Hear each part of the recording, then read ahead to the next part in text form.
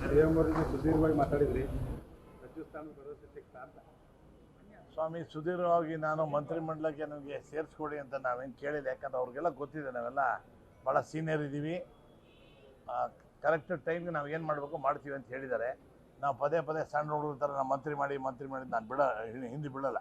ಯಾಕೆ ನಮಗೂ ಒಂದು ಗೌರವ ಇದೆ. Self respect is very important for the ಮಿನಿಸ್ಟ್ರಿಗಿನ ದೊಡ್ಡದು ಸ್ವಾಭಿಮಾನ ದೊಡ್ಡದಿರ್ತದೆ. ಆದ್ದರಿಂದ ನಾವು ಸಿ ಎಮ್ ಗೊತ್ತಿದೆ ನಾವು ಎಷ್ಟು ಕೆಲಸ ಮಾಡಿದ್ವಿ, ಎಷ್ಟು ವರ್ಷದಿಂದ ದುಡಿತಾ ಇದ್ವಿ, ನಿಷ್ಠಾವಂತರ ಇದೀವಿ ಅಂತ ಗೊತ್ತಿದೆ. ಅವರು ಸಂದರ್ಭ ಕರೆಕ್ಟಾಗಿ ಅವರು ಮಂತ್ರಿಮಂಡಲ ಮಾಡ್ತಾರೆ ಅಂತ ನಾನು ಎಕ್ಸ್ಪೆಕ್ಟ್ ಮಾಡ್ತೀನಿ. ಲಾಸ್ಟ್ ಎಲೆಕ್ಷನ್ ಅಂತ ಹೇಳಿ ನಿಮ್ದು ಇದೇ ಬಾರಿ ಸಚಿವ ಆದ್ರೆ ಆಗ್ತೀರಿ, ಇಲ್ಲಕಂದ್ರೆ ಇದೇ ಲಾಸ್ಟ್ ಅನ್ನೋ ಮಾತನ್ನ ನಾನು ಮುಂದಿನ ಚುನಾವಣೆಗೆ ರೆಡಿ ಆಗ್ತಾ ಇದ್ದೀನಿ. ಈಗಾಗಲೇ ಈ ಸರಿ 12,000 ಲೀಡಿಂಗ್ ಇದೆ, ಈ ಸರಿ 25,000 ಲೀಡಿಂಗ್ ಮಾಡಿ ಆಮೇಲೆ ನೆಕ್ಸ್ಟ್ ಗೆದ್ದ ಮೇಲೆ ಆಮೇಲೆ ರಿಟೈರ್. ಈಗ ರಾಜಕೀಯದವ್ರು ಎಲ್ಲರೂ ಗೊತ್ತಾ, ಎಲ್ಲರೂ ಹೇಳ್ತಾರೆ ನಾವು ಕೊನೆ ಎಲೆಕ್ಷನ್ ಅಂತ, ಸಾಯೋವರೆಗೂ ನಾವೇ ಇರಬೇಕು ಇರೋ ವಿಚಾರ. ಎಲ್ಲರೂ ಸುಮ್ಮನೆ ನಾನು ಏನಿದ್ರು ಡೈರೆಕ್ಟಾಗಿ ಹೇಳ್ತೀನಿ, ಹಿಂದೆ ಮುಂದೆ ನೋಡ. ಯಾರು ನಾನು ಹೇಳೇ ಇಲ್ಲಪ್ಪ, ಯಾರು ಹೇಳಿದಾರೋ ಗೊತ್ತಿಲ್ಲ. ಅದು ಬಳೆ ಈ ವಿರೋಧ ಪಕ್ಷದವರೆಲ್ಲ ಪ್ರಚಾರ ಮಾಡ್ತಾರೆ, ಕೊನೆ ಚುನಾವಣೆ ಅಂತ ಹಾಕಿ ನಮ್ಮ ವೀಕೆಂಡ್ ಮಾಡೋಕ್ಕೆ ನೋಡ್ತಾ ಇದ್ದಾರೆ. ನಾವು ವೀಕೆಂತೂ ಆಗೋದೆಲ್ಲ ನೋಡ್ತಾ ಇದ್ದಾರೆ. ನಮ್ಮ ಹೈಟು ಪರ್ಸನಾಲಿಟಿಗೆ ಯಾರು ಸುಳ್ಳು ಸುದ್ದಿ ಹಬ್ಬಿಸಿ ಅಪಪ್ರಚಾರ ಮಾಡಿ ನಮ್ಮದು ಸ್ವಲ್ಪ ಡೌನ್ ಆಗಲಿ ಅಂತ ಅವ್ರು ಐಡಿಯಾ ಮಾಡ್ತಾ ಇದ್ದಾರೆ. ನಾವು ಡೌನ್ ಆಗಲ್ಲ. ಅವ್ರ ಸುದ್ದಿ ಹಚ್ಚಿದ್ರು ನಾನು ಸ್ವಲ್ಪ ಎಚ್ಚರ ಬಿಡ್ತೇನೆ. ಲಾಸ್ಟ್ ಟೈಮು ಬೆಳಗಾಂ ಬಂದಾಗ 5-10 ಇದ್ದೆ, ಈಗ 6 ಆಗಿದ್ದೀನಿ. ಈಗ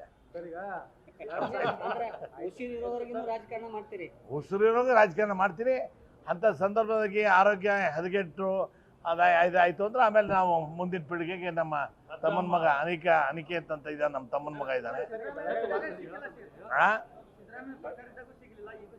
ಸಿದ್ದರಾಮಯ್ಯ ಅವರು ಏನು ಹೇಳ್ತಾರೆ, I wanted to make a minister but I don't have substitute chief whip ಅಂತಾರೆ. ಯಾಕಂದ್ರೆ ನಾನು ಭಾಳ ಸೀನಿಯರ್ ಇದ್ದೀನಿ, ಎಲ್ಲ ಮಂತ್ರಿಗಳು ಕಂಟ್ರೋಲ್ ಮಾಡೋ ಕೆಪಾಸಿಟಿ ನನಗಿದೆ. ಅದಕ್ಕೆ ಸಮಯ ಬಂದಾಗ ನಿನ್ಗೆ ಮಂತ್ರಿ ಮಾಡ್ತೀನಿ ಅಂತ ಅವರು ಹೇಳಿದ್ದಾರೆ, ಡಿ ಕೆ ಶಿವಕುಮಾರ್ ಹೇಳಿದ್ದಾರೆ.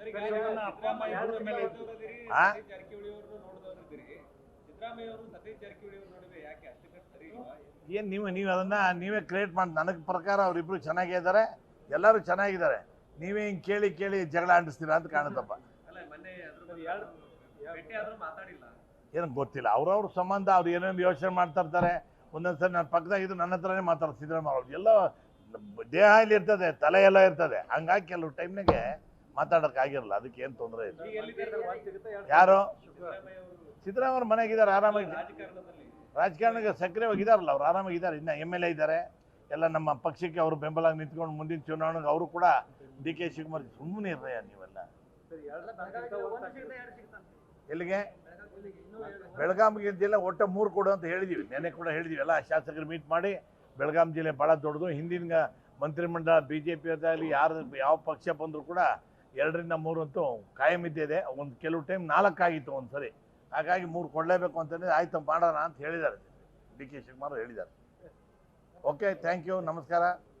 ಮುಂದಿನ ಸರಿ ಬಂದಾಗ ಇನ್ನೊಂದು ಐಡಿಯಾ ಹೈಟ್ ಆಗಿತ್ತು, ಅದು ಸ್ವಲ್ಪ ಅದು ಬರೀರಿ ಬರ್ತೀನಿ. ನಮಸ್ಕಾರ.